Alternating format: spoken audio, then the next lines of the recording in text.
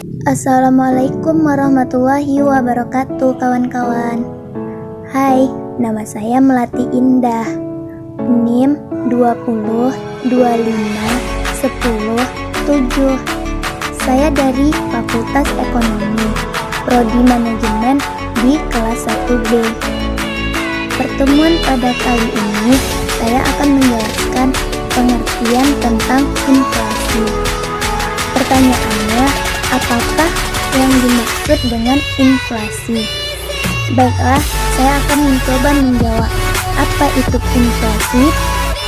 Inflasi adalah suatu keadaan perekonomian di mana harga-harga secara umum mengalami kenaikan, dan kenaikan harga itu berlangsung dalam jangka panjang.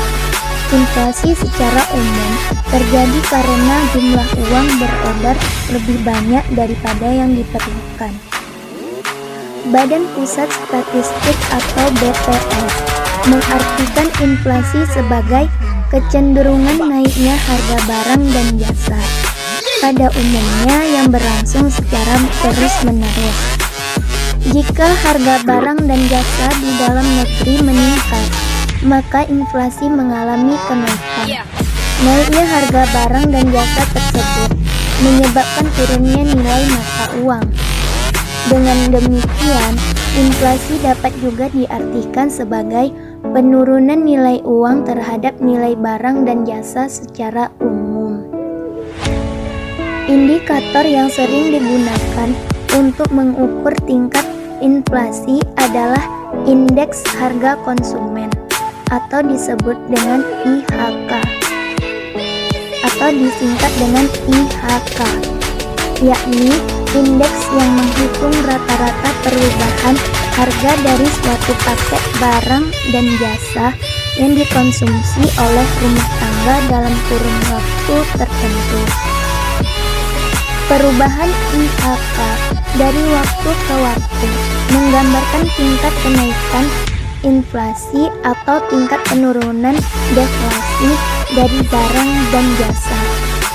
Penentuan barang dan jasa dalam perancang IHK dilakukan atas dasar survei biaya hidup (SBH) yang dilakukan BPS.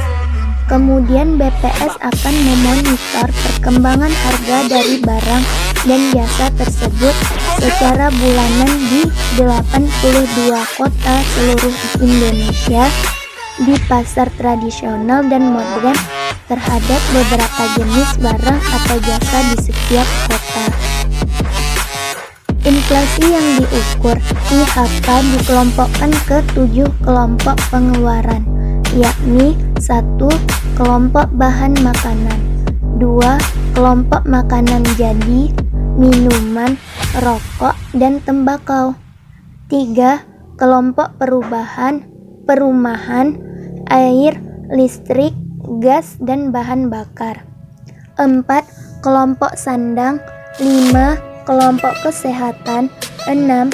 Kelompok pendidikan, rekreasi, dan olahraga, 7. Kelompok transportasi, komunikasi, dan jasa keuangan.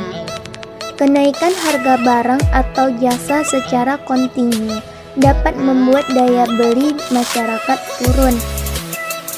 Gaji atau penghasilan yang mereka dapat tidak akan cukup membeli kebutuhan hidup. Sebagai contoh, biasanya emak-emak bisa membeli 1 kilo cabai. Begitu harga cabai melonjak, mereka mengurangi pembelian jadi setengah kilo saja.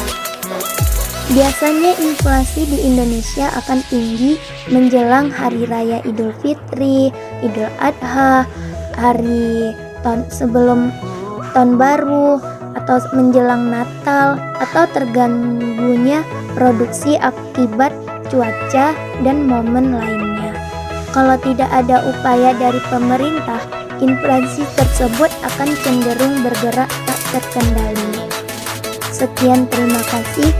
Wassalamualaikum warahmatullahi wabarakatuh.